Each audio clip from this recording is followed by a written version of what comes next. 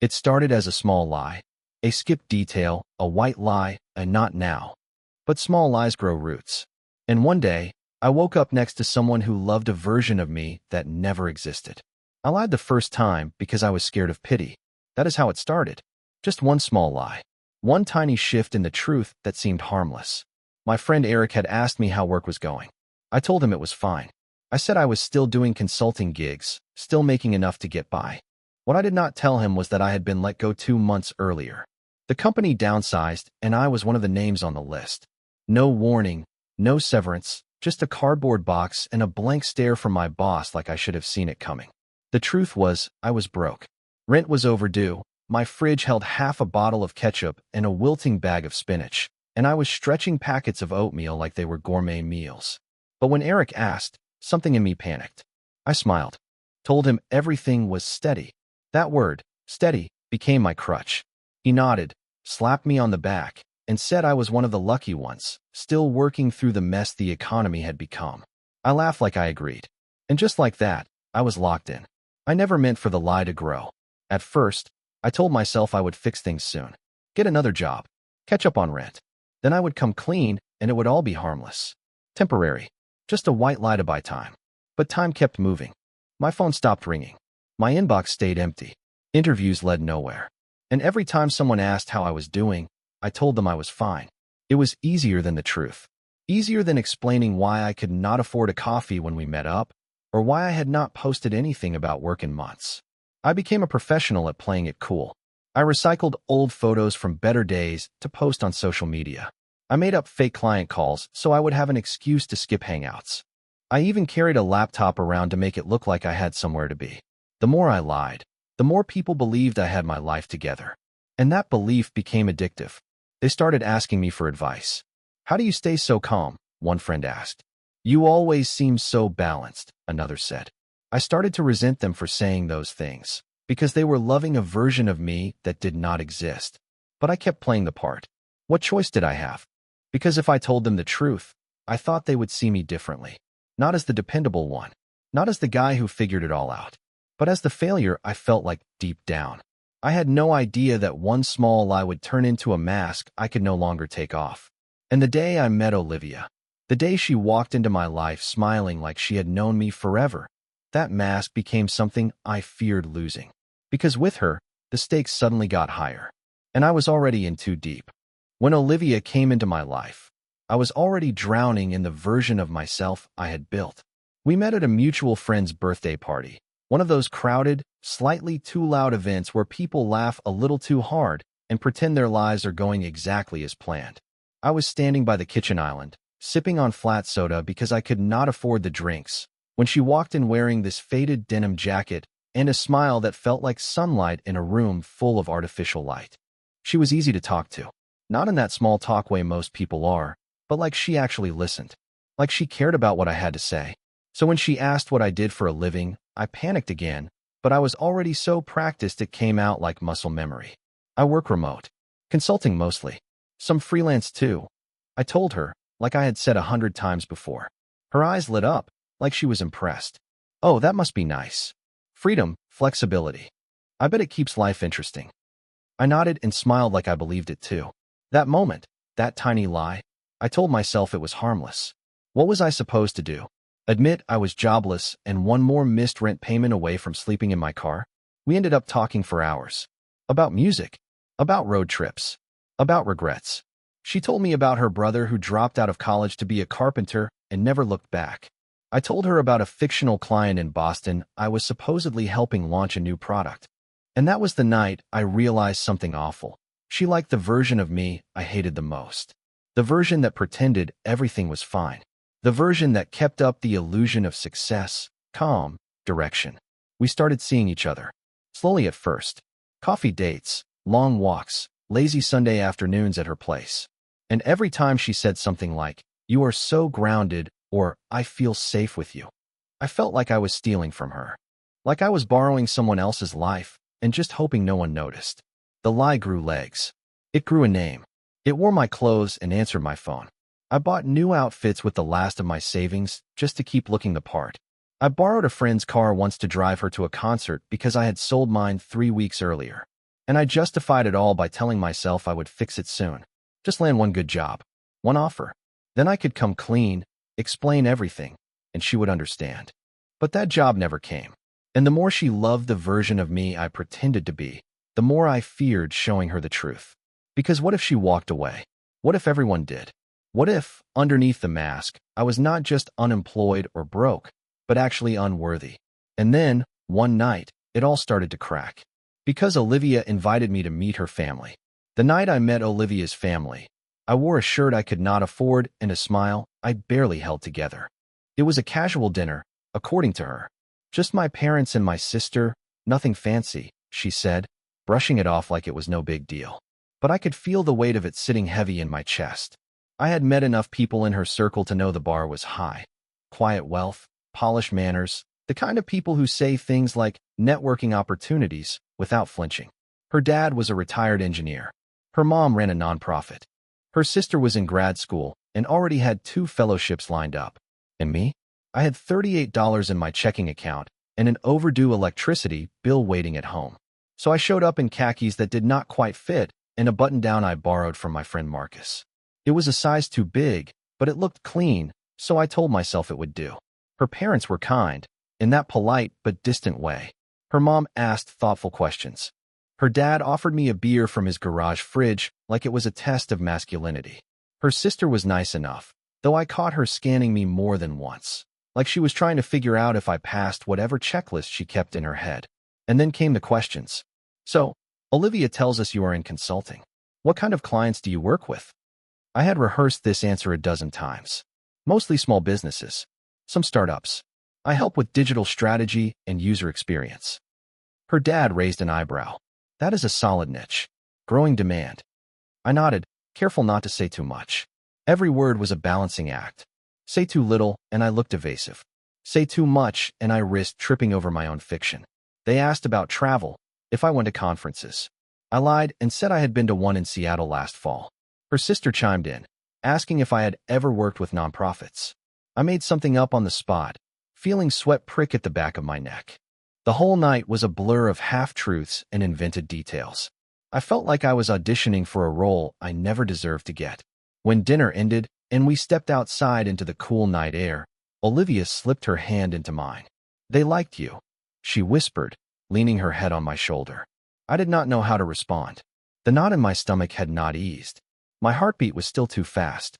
She kept talking, her voice warm and soft, saying how she could see this becoming something real. Long-term, maybe even forever. And that should have made me happy. But all I could think was this: she did not love me. She loved the man I had invented. The job, the confidence, the success. And the worst part? I wanted her to keep loving him.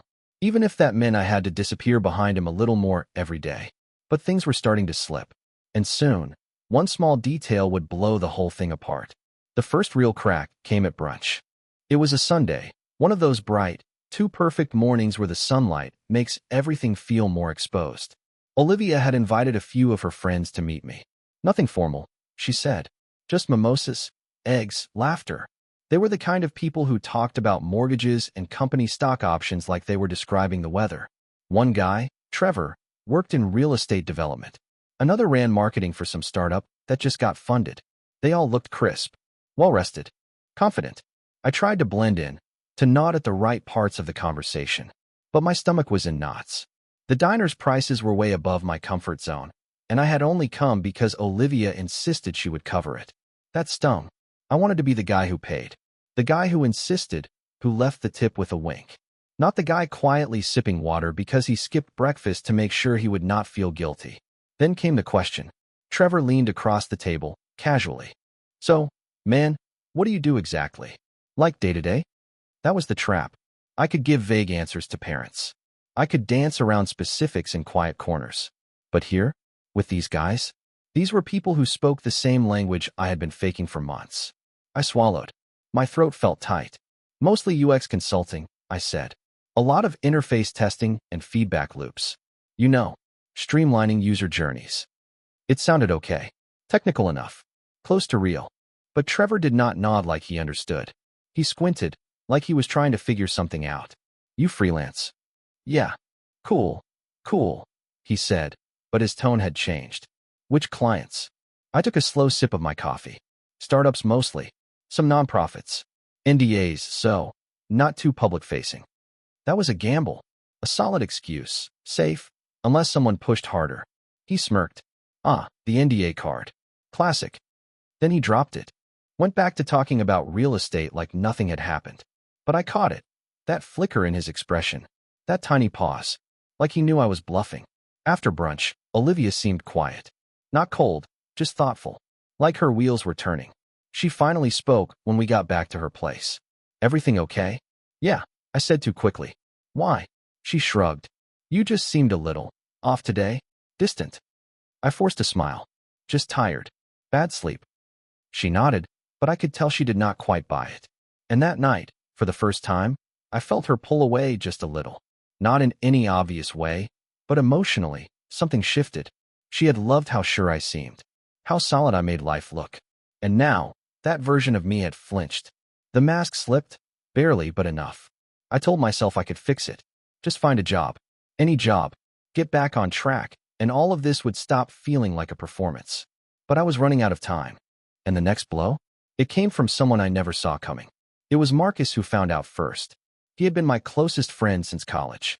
The kind of guy who remembered your mom's birthday and showed up at your door with burgers when you sounded off over text. We had been through everything together. Bad roommates, worse bosses, breakups, makeups, all of it. And he had been the one lending me shirts, spotting me drinks, covering late-night Lyft rides without asking questions. But even Marcus had limits. I should have known something was up when he asked to meet in person. He said it like it was casual, but his tone had an edge. We met at a diner off the freeway, a quiet place we used to hit after long nights out.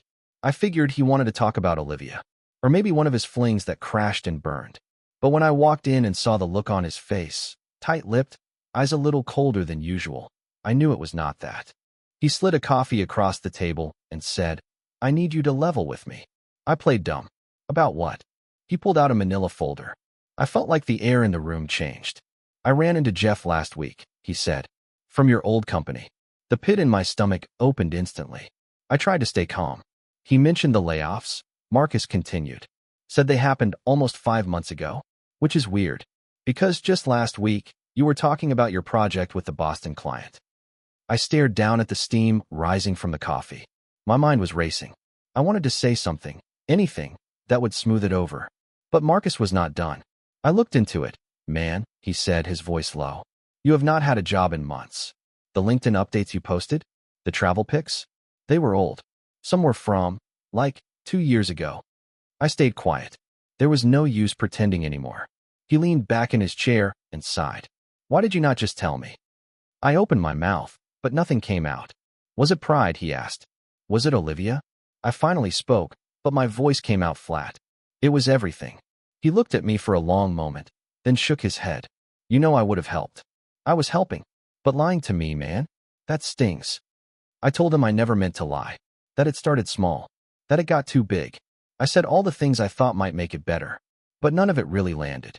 He stood up, tossed a few bills on the table, and looked down at me like he didn't recognize who I was anymore.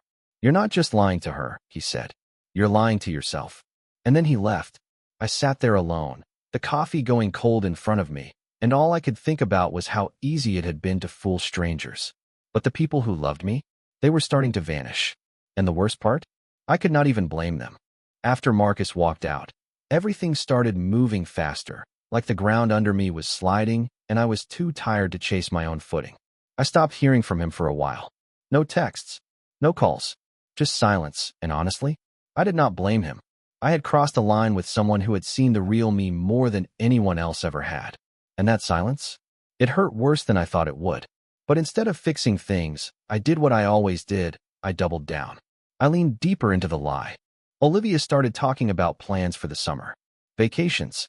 A road trip. Maybe a weekend with her friends in the mountains. I nodded and smiled and said, sounds amazing, while inside I was panicking about how to fake a paycheck long enough to keep this whole circus going. To buy time, I told her I was consulting on a new long-term contract, and that things were finally stabilizing. She beamed, said she was proud of me. That moment, it killed me. Because for a few seconds, I saw exactly what she thought I was. a man who had pulled through, a man she could trust, someone real. And I was not that, not even close. To keep the image up, I took a temp job under a fake name. Warehouse night shifts, moving pallets, packing orders, burning my body out just to afford my lies. I worked until sunrise, slept until noon, then threw on clean clothes and played the role Olivia loved. I got good at lying. Like, scary good. I had spreadsheets with fake client names, screenshots of calendars I edited in Photoshop, a second phone with spoofed voicemails I had scripted and recorded with an AI voice generator to sound like clients. I knew it was twisted. I knew it was unsustainable. But every time Olivia looked at me like I was the man she had always wanted, I felt needed. And I was addicted to that feeling. Then came the next blow. A friend of hers, Julia, invited us to a charity auction. Olivia was excited, said it would be good for networking, and that I could finally meet more of her friends from the nonprofit world. She wanted me to talk to a few board members, maybe even pitch my consulting work. That word again. Work. I smiled, said I would be happy to. The night of the event, I stood in front of the mirror tying a tie with hands that would not stop shaking. My bank account was almost empty again. Rent was overdue. The warehouse job had cut hours, and I had already sold most of what I owned that had any real value. And now I was about to stand in a room full of professionals, dressed like I belonged. I felt like I was walking into my own funeral. The moment we got there, Olivia started introducing me like I was her world. I watched her face light up every time someone complimented me.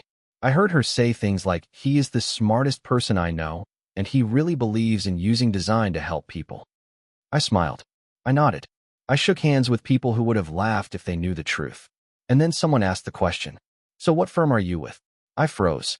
I had not prepared for that one. I fumbled something, some vague reply about freelancing and being between projects, and the man's polite smile flickered. Just for a second. Then he nodded and moved on. But Olivia saw it. She did not say anything that night. Not right away. But when we got home, she sat on the edge of the bed, quiet. Then she asked, softly, "Is everything okay?" I told her yes. She looked at me for a long time. And then she said, "I need you to tell me the truth."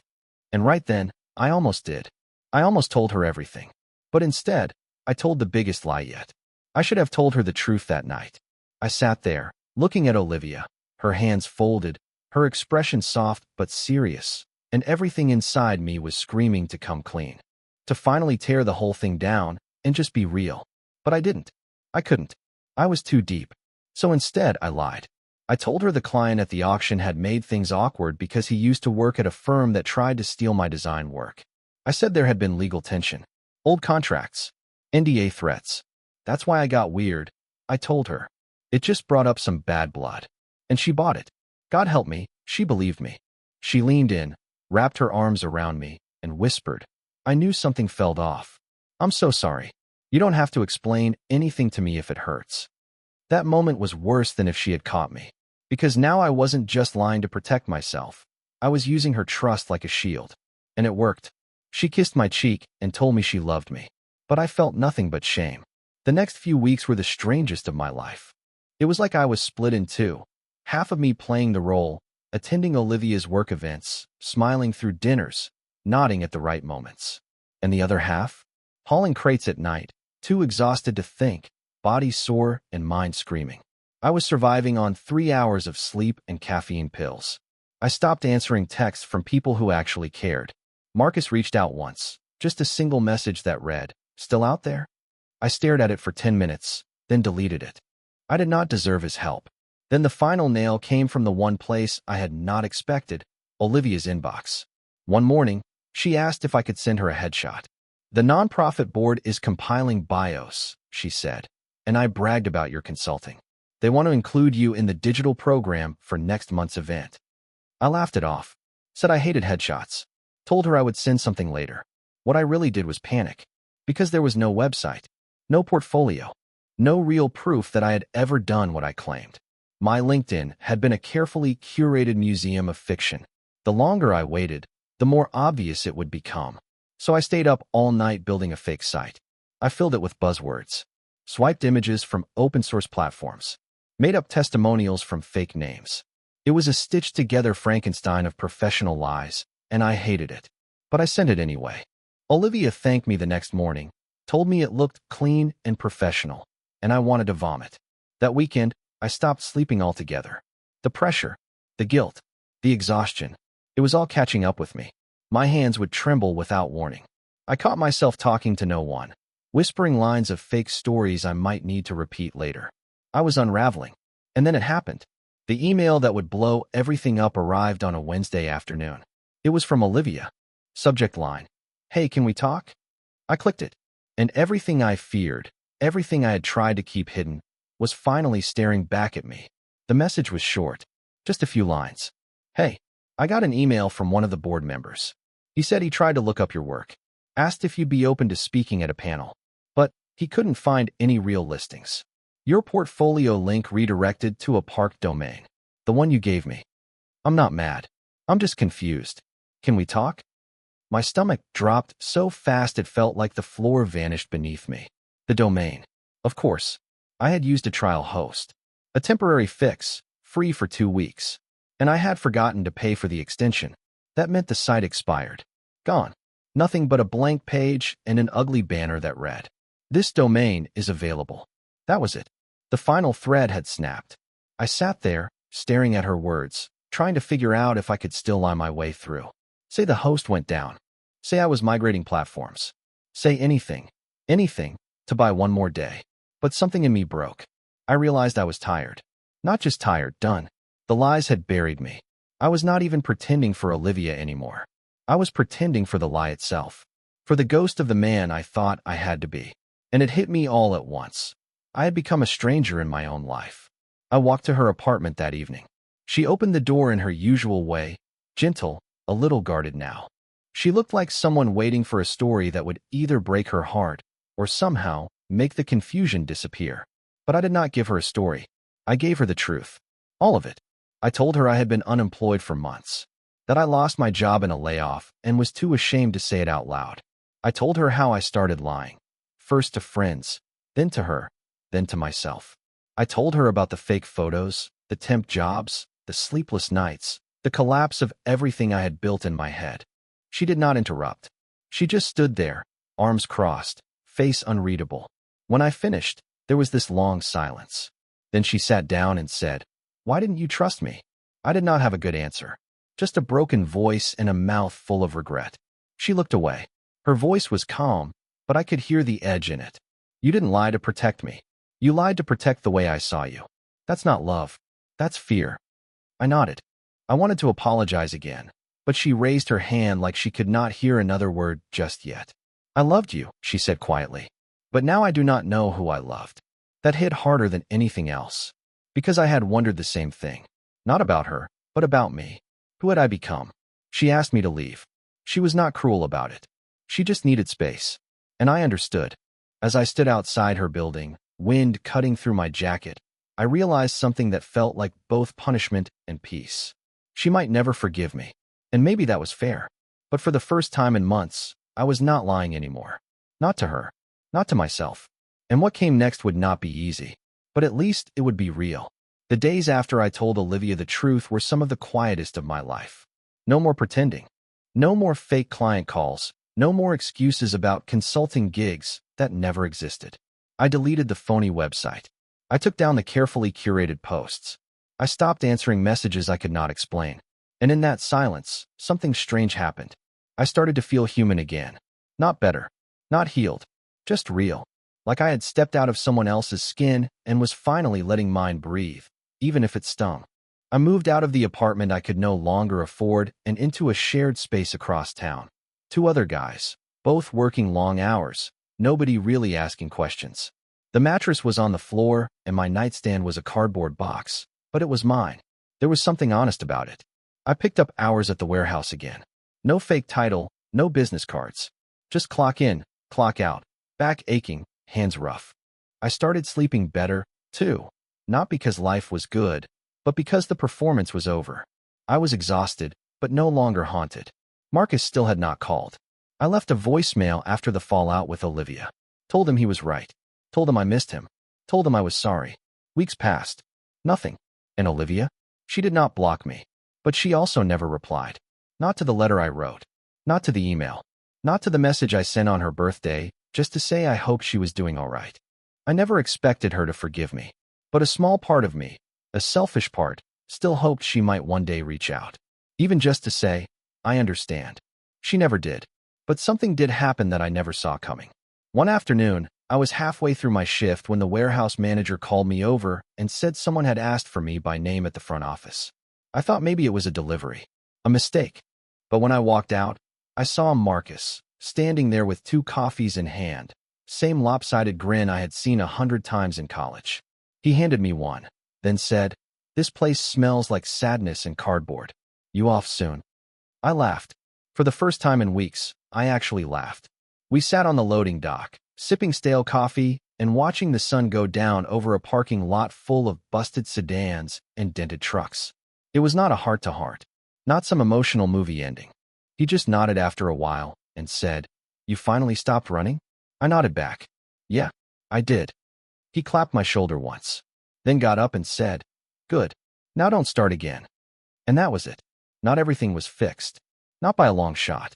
But I was still standing. And for the first time, I felt like I might actually figure out how to move forward. The truth did not fix everything. That is something I had to learn the hard way. People like to say honesty sets you free, like it is this magic button you press, and suddenly the world forgives you. But it is not like that. Honesty does not always bring back the girl. It does not make your friends forget the betrayal. It does not hand you a job, or respect, or a clean slate. All it really does is stop the bleeding. And once the mask is gone, all you are left with is the face you spent years trying to hide. That was me, standing in a busted pair of work boots, sleeping on a mattress without a frame, and staring at my reflection in a cracked mirror that did not lie. But you know what?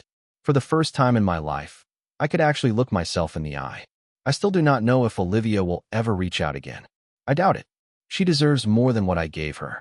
I built our relationship on fiction and sold her on a future that never existed. If she moved on, I would not blame her. And Marcus? We talk now.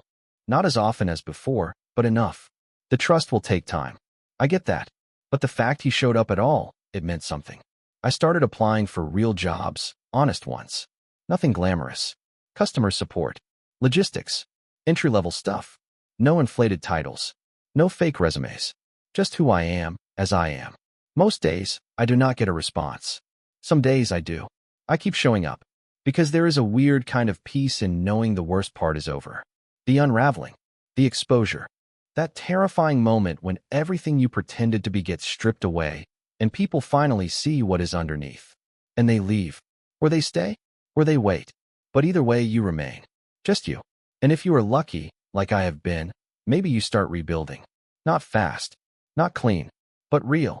People used to love the version of me that smiled all the time, who had it all together, who seemed untouchable. But that guy? He was made of glass. And glass always breaks.